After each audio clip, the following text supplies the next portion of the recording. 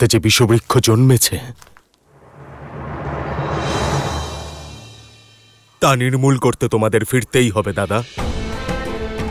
আমার শ্রীরাম আর সীতামায়ের স্থান রাজমহলে, এখানে বনে নয় দাদা। আমার অনুরোধ অস্বীকার করো না, আমার সঙ্গে অযোধ্যায় ফিরে চলো দাদা। তাহলে রঘুকুলের এক পুত্র আরেক পুত্রকে বলছে যে রঘুকুলের মর্যাদা লঙ্ঘন করতে, পিতার প্রতিশ্রুতি ভঙ্গ করতে। তা কি উচিত হবে ভরত? তোমার এখানে বনে কষ্ট ভোগ করা তার থেকে বেশি অন্যায় এই সংসারে আর কিচ্ছু হতে পারে না দাদা, তুমি যতই প্রচেষ্টা করো না কেন। কিন্তু আমি তোমাকে ছাড়া যাব না।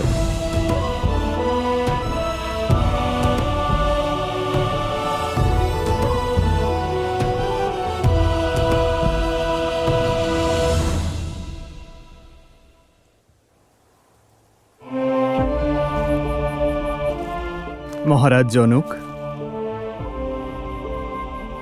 এবার আপনি বোঝান আপনার জামাতাকে।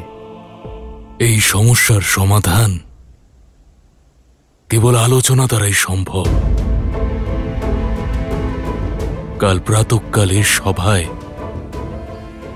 লোকমত, ঋষিমত, বেদমত এবং ধর্মানুসারে এই বিষয়ে সিদ্ধান্ত নেওয়া হবে। এ আমাদের পরম সৌভাগ্য যে এই সমস্যা আপনার উপস্থিতিতে উৎপন্ন হয়েছে। এবার রাজা আর ঋষি হওয়ার সুবাদে কাল সভাতে এই ধর্ম সংকটের নির্ণয় মহারাজা জনকই নিতে পারেন।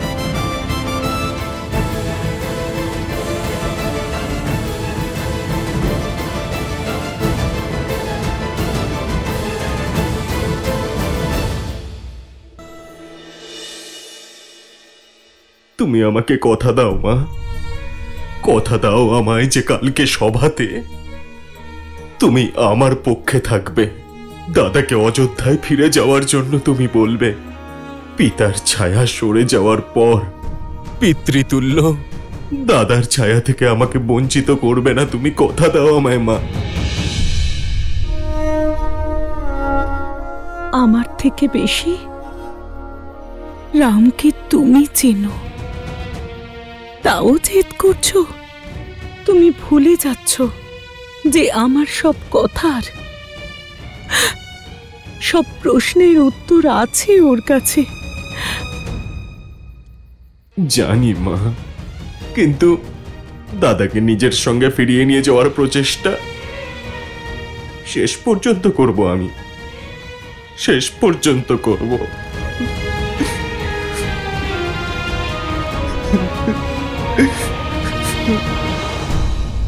ভরতের আপনার প্রতি এই ভালোবাসা আর শ্রদ্ধা দেখে আমি আপ্লুত শ্রীরাম।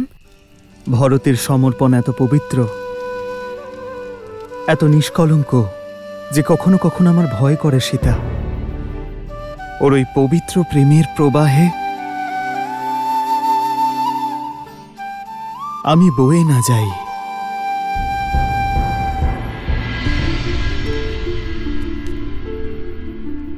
গুরুদেব, আমি তো আমার শ্রীরামের তুচ্ছ এক দাস। দাস তো নিজের স্বামীর আদেশ পালন করে, তাকে আদেশ দেয় না। কিন্তু আপনি ওনার গুরু, উনি আপনার আদেশ অমান্য করবেন না। গুরুদেব, এই ভিক্ষুকের ঝুলি পূর্ণ করুন। আপনি একমাত্র আমার দাদাকে আমার সঙ্গে যাওয়ার কথা বলতে পারবেন, অযোধ্যার গৌরব ফিরিয়ে দিতে পারবেন। উনি ছাড়া আমার জীবনের কোনো উদ্দেশ্যই থাকবে না। যদি দাদা আমার সঙ্গে না যান, তাহলে কোন মুখ নিয়ে আমি অযোধ্যায় ফিরে যাব? কোন মুখ নিয়ে ফিরে যাব আমি? ধন্য তুমি ভরত, ধন্য তুমি। যেভাবে ভক্তের নির্মল ভক্তিতে প্রভাবিত হয়ে ভগবান সৃষ্টির নিয়ম ভঙ্গ করেন আর বিধির বিধান পাল্টে দেন, সেভাবেই আমি প্রার্থনা করব আর প্রয়াসও করব যাতে রাম তার সিদ্ধান্ত পাল্টায় আর অযোধ্যার গৌরব অযোধ্যায় ফিরে আসে। দেবী, কাল চিত্রকূটে যে সভা হবে তা কেবল একটা সমস্যা নিবারণের জন্য নয়, বরং যুগ যুগ ধরে ন্যায়, ধর্ম, নীতি, মর্যাদা, প্রেম আর ত্যাগের দৃষ্টান্ত স্থাপন করবে আর সংসারকে সম্পর্কের মাহাত্ম্য বোঝাবে। কিন্তু ধর্ম আর কর্তব্যের এই মহাযুদ্ধে জনক কিসের পক্ষ নেবেন মহাদেব? উচিত আর অনুচিতের মধ্যে নির্ণয় করা তো অনেক সহজ, কিন্তু এখানে তো প্রত্যেকে নিজের আপন দৃষ্টিতে সঠিক। দৃষ্টিকোণ, দৃষ্টিকোণ এই কাহিনীকে মহাকাব্য করে তুলবে দেবী। এতদিন সংসার এটাই দেখেছে যে মানুষ তার আপনজনের সঙ্গে পদ, প্রতিষ্ঠা আর সিংহাসনের জন্য লড়াই করেছে, কিন্তু মানব ইতিহাসে এটা প্রথমবার ঘটবে যেখানে সকলেই রাজ সিংহাসন ত্যাগ করার জন্য প্রস্তুত থাকবে তার জন্য যাকে তাঁরা ভালোবাসেন। এবার দেখবেন দেবী, কালকের এই সভা আগামী দিনের এক আদর্শ জীবনযাপনের পথ প্রস্তুত করবে।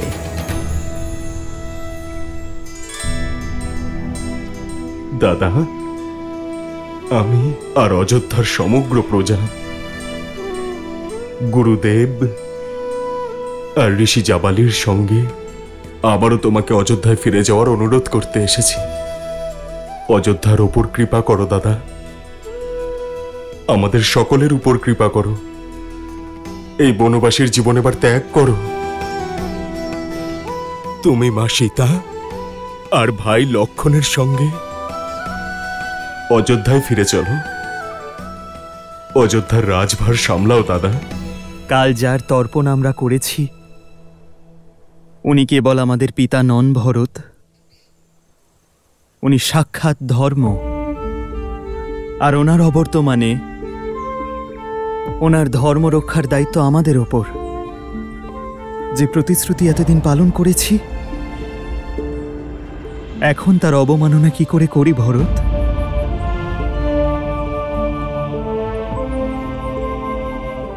রঘুকুলের মর্যাদার শৃঙ্খলে শুধু আমিই নই, তুমিও আবদ্ধ। যাও ভরত, অযোধ্যার রাজ সিংহাসন তোমার জন্য অপেক্ষা করছে। দাদা, ওই সিংহাসন শুধু তোমার জন্যই প্রতীক্ষা করছে। আমি তো শুধু পরীক্ষা দিচ্ছি। যেই গর্ভ থেকে জন্ম নিয়েছি তাকে দোষারোপ করা তো পাপ, কিন্তু মহারানী কইকেই যা করেছেন সেটা তো মহাপাপ। আর ওনার অপরাধের শাস্তি আমরা কেন ভোগ করব? আমরা সকলে কেন তোমার ছত্রছায়া থেকে বঞ্চিত থাকব? কুমার ভরত ঠিক বলেছেন। শাস্তি তো মহারানী কইকেই পাওয়া উচিত। শাস্তি পাওয়া উচিত। শাস্তি পাওয়া উচিত। শাস্তি পাওয়া উচিত। অবশ্যই আমাদের দেবতুল্য পিতা ধর্মের সূর্য ছিলেন, কিন্তু গ্রহণের দোষ তো সূর্যকেও গ্রাস করে দাদা। আর সেই গ্রহণকে বিনাশ করতে তোমাকে স্বয়ং সূর্য হয়ে অযোধ্যায় আসতে হবে দাদা। আমি সম্পূর্ণ প্রস্তুতি নিয়ে এসেছি। আমাদের গুরুদেব তোমায় রাজ্যাভিষেক করানোর জন্য প্রস্তুত। আর আমাদের সকলের আশা তোমার সিদ্ধান্তের উপরই নির্ভর করছে।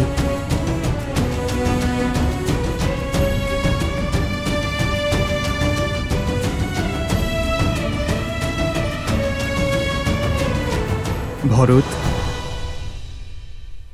ভাতৃপ্রেম এবং সমর্পণের এক উদাহরণ গড়েছ তুমি, কিন্তু আমি তোমার প্রস্তাব গ্রহণ করতে পারবো না।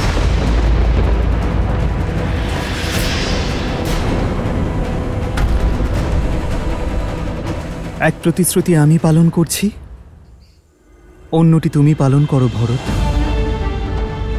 অযোধ্যার সেবা করো। আমার ভাগ্যে সাধুদের সেবা করার সুখ এবং অসুর নিধন নির্ধারিত। আমার পথপ্রদর্শক স্বয়ং ধর্ম, আমি তারই দেখানো পথে চলব।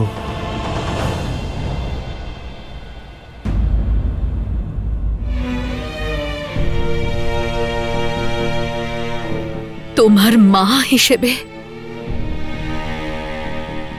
অযোধ্যার মহারানী হিসেবে কোনো কিছু বলার, কোনো কিছু চাওয়ার অধিকার আমার আর নেই, কিন্তু একজন অপরাধী হিসেবে আমি কিছু বলতে চাই রাম। এই সব কিছু আমার কারণে হয়েছে।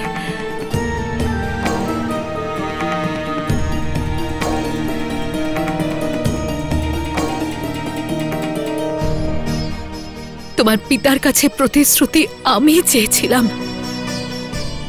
আজ তোমরা তিনজন বনে আছো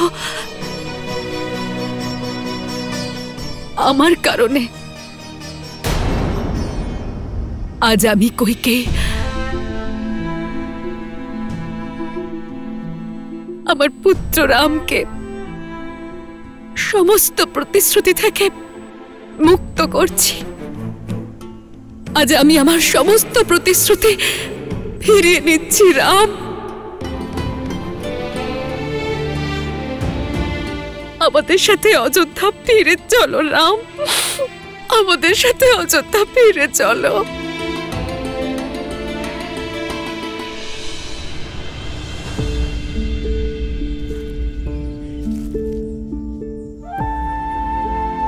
অনেক দেরি হয়ে গেছে মা। শপথ কার থেকে ফিরিয়ে নেবে? সেই পিতার থেকে, যিনি এখন আর নেই।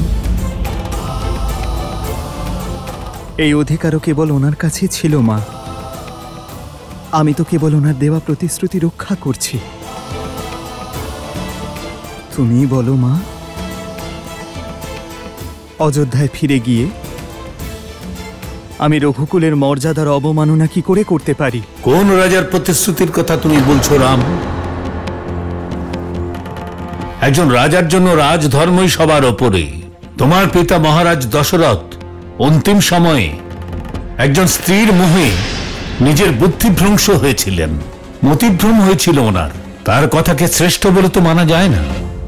ঋষি জাবালি, আপনি ভুলে যাচ্ছেন মহারাজ দশরথ আমার পিতা। আপনাকে সম্মান করার অর্থ এই নয় যে আমার পিতার অপমান আমি সহ্য করব।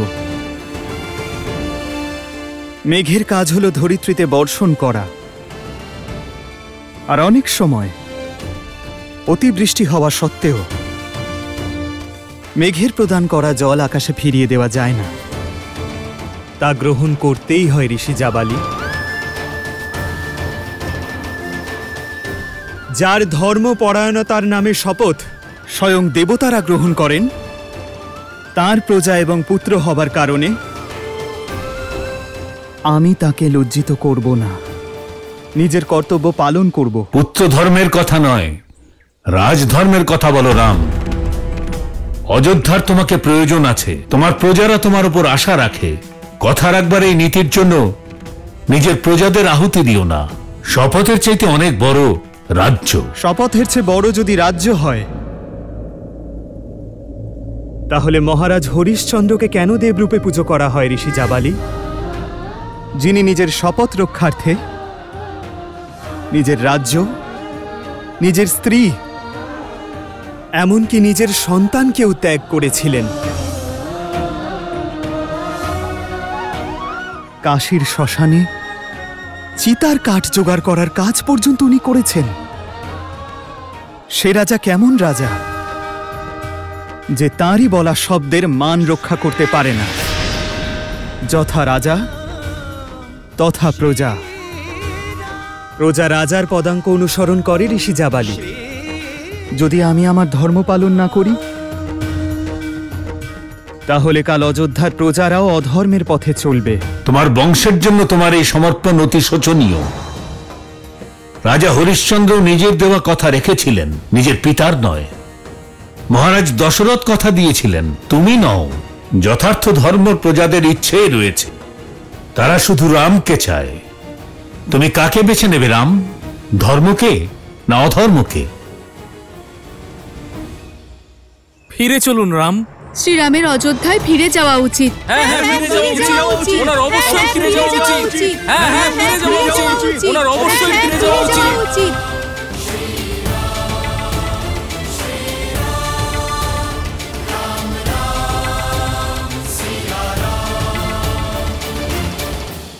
রাজা হলো প্রজাদের সেবক রাম। তোমার ধর্ম প্রজা সেবা। যদি আমার কথা বিশ্বাস না হয়, তাহলে জিজ্ঞেস করো এখানকার সমস্ত অযোধ্যাবাসীকে। বলুন, রামের কি বেছে নেওয়া উচিত, সিংহাসন না বনবাস? সিংহাসন, সিংহাসন, সিংহাসন, সিংহাসন। ঋষি জাবালি, সন্তান তো আত্মজ হয়, অর্থাৎ সে তার পিতার আত্মার অংশ হয়। যদি আমার পিতার প্রতিশ্রুতি পালন না করি,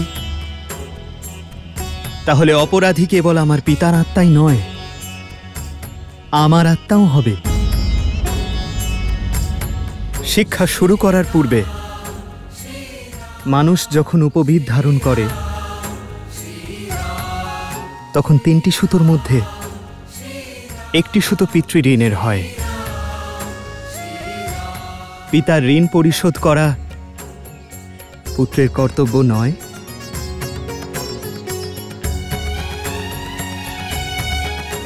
উত্তর দিন ঋষি জাবালি। রাজা হলো প্রজাদের সেবক রাম, আর তোমার ধর্ম প্রজা সেবা।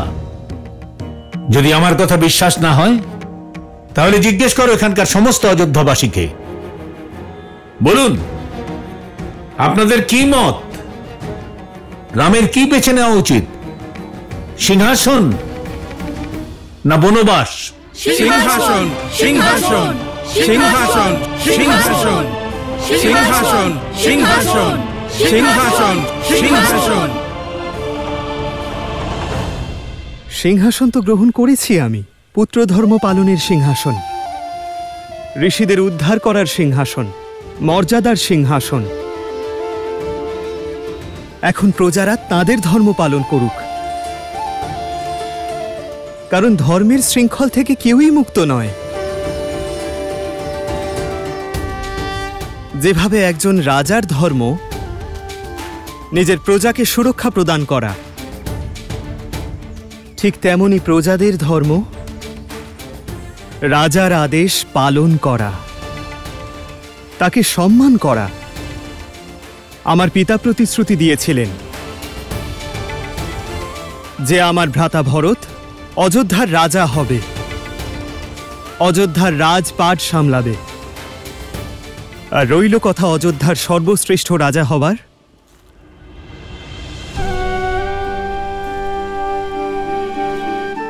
শুধু অযোধ্যা কেন, পৃথিবীর যে প্রান্তে আমার ভরতের মতো পুণ্য আত্মা রাজত্ব করবে, সেই স্থান স্বর্গে পরিণত হবে। গুরু বশিষ্ঠ আমাদের একই শিক্ষা দিয়েছেন ঋষি জাবালি। আমরা 4 জনই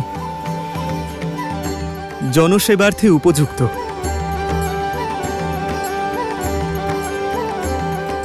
ঋষি জাবালি, আমি আপনাকে এবং আমার প্রিয় অযোধ্যাবাসীদের জিজ্ঞেস করছি, আপনাদের মধ্যে কারোর আমার ভরতের নেতৃত্ব, তার রাজকৌশলের উপর সন্দেহ আছে? আমার পিতা মহারাজ দশরথের রক্তের যোগ্যতায় কোনো সন্দেহ আছে?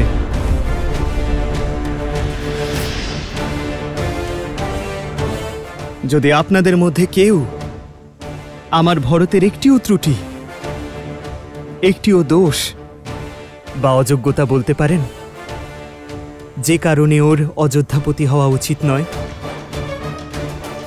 তাহলে এই মুহূর্তে অযোধ্যার সিংহাসন সামলাতে আমি প্রস্তুত।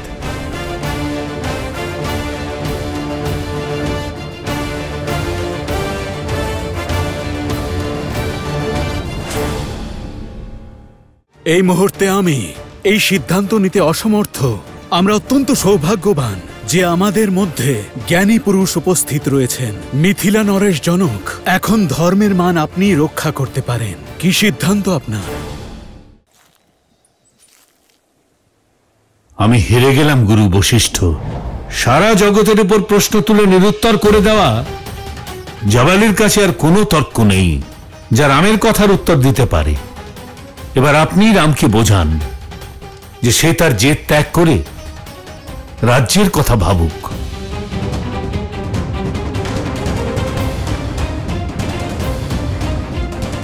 ভরত আর আপনাদের সকলের মতো রামের সামনে একজন আবেদনকারী হয়ে এসেছি। আর আবেদনকারী শুধু নিজের স্বার্থের কথাই ভাবে। তার জন্য উচিত অনুচিত, ধর্ম অধর্ম আর ন্যায় অন্যায় মূল্যহীন হয়ে পড়ে। এই মুহূর্তে আমিও এই সিদ্ধান্ত নিতে অক্ষম। আমরা অত্যন্ত সৌভাগ্যবান যে আমাদের মধ্যে একজন জ্ঞানী পুরুষ উপস্থিত রয়েছেন, মিথিলা নরেশ জনক। এবার ধর্মের মান আপনি রক্ষা করতে পারেন। বলুন রাজা জনক, কি সিদ্ধান্ত আপনার?